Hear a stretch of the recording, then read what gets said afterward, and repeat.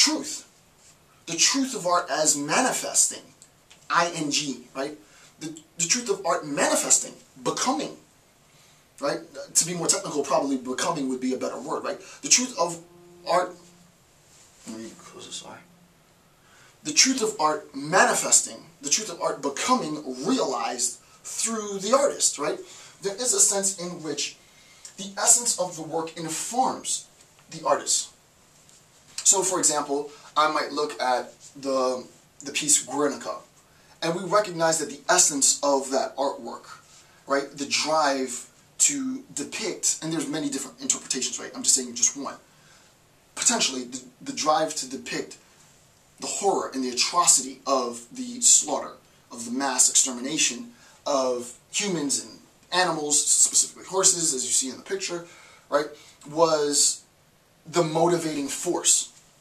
Right? This is an act of human depravity. Right? I, as the artist, have a recognition that essentially, right, this piece is going to be conceptualized in terms of violence and atrocity.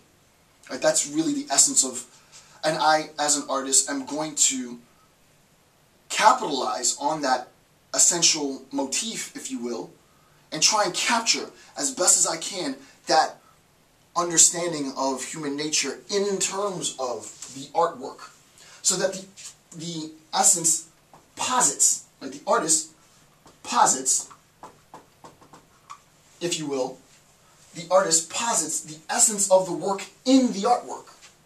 The artist posits the essence of the work in the artwork. The artist brings into being, brings into manifestation the essence of the work in the artwork. And as I said, it doesn't have to be just, like paint. I know a lot of the references are based in terms of paintings, or based in terms of things that are tangible, but language, rhetoric, speech, poetry, literature is art.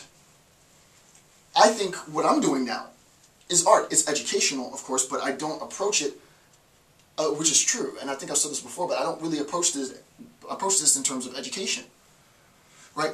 As we saw before, and this is very, very important, Heidegger is very explicit about the artist demonstrating, I want another color, right? The artist demonstrating, the artist demonstrating mastery. And the question is, how is mastery demonstrated? Mastery for the artist is demonstrated in his or her ability to bring into fruition, right? Bring into being the possibility of this essential recognition of some aspect of human nature, if you will. And human nature in scare quotes. I don't particularly believe in human nature, but I would say aspects of human reality. Our lust, our greed, our happiness, our love, our drive, our depravity.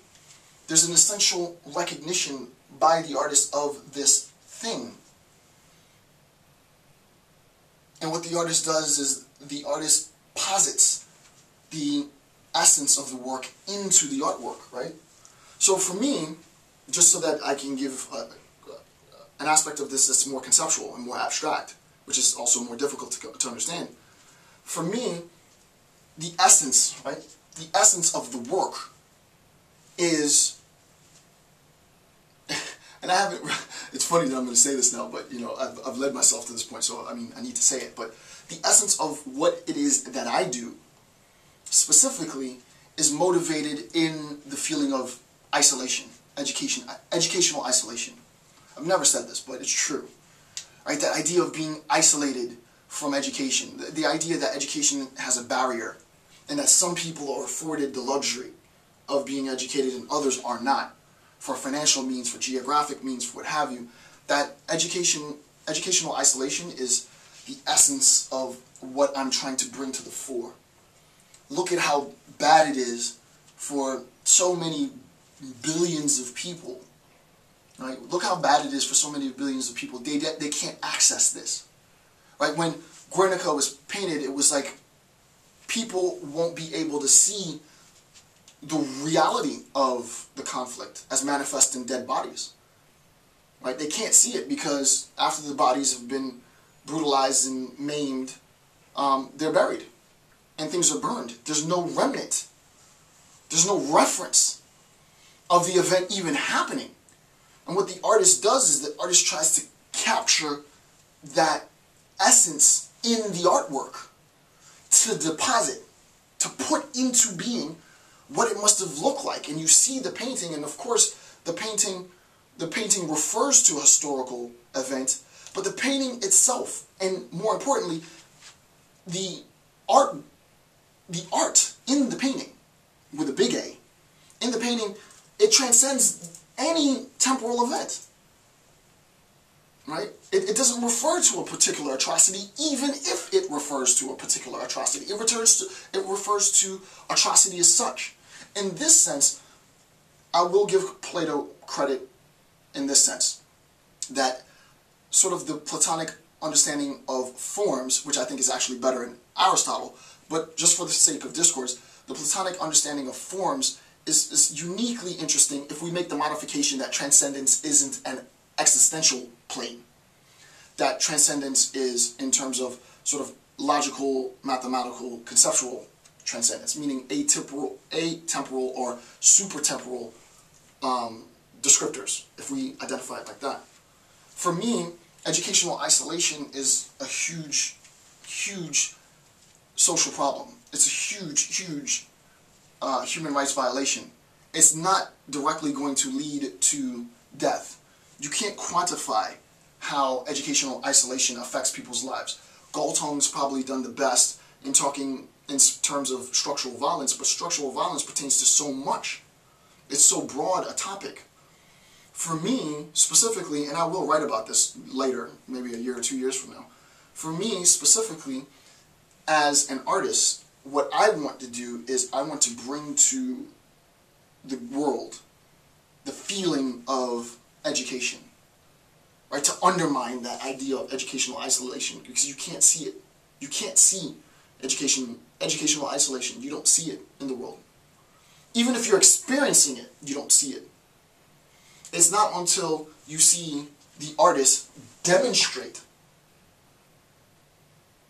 for me, what educational isolation must be like, because Dr. Campbell keeps on throwing up videos. I mean, this guy's on to another lecture series. What is he doing? He's manic. Why is he doing it? As much work as I do, I won't be able to do enough to afford a proper, decent education for the only thing that I can do. I'm a philosopher, so I can't give education in terms of things that'll make you money per se. But the education that I give is more a life education. And for me, I think that really is tragic, right? Because so much emphasis is placed on making money. And I just did this video when I came back from Oxford, called Anti-Intellectualism. So much emphasis in education is placed on making money, and people don't realize that one of the main things that you gain in a really good education is life transformation.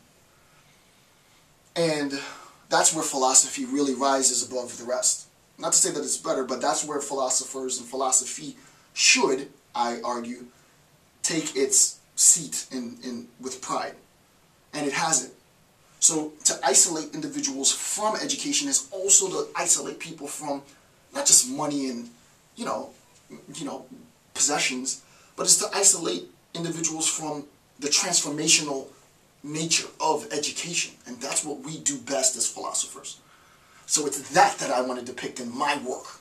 In my work, in these series, so the videos would be the work. For me, I want to take that essence, that essential feeling of educational isolation and all the depravity that unfolds from that, and realize this antithesis, which is the opportunity, for the purpose of nothing else, of transforming, really, the way in which individuals live their lives. It's a lifestyle change, right? So it's the act itself transcends time, right? The information which the artist draws from is rooted obviously in time, but the product, not the artwork, but the manifestation of art, transcends time.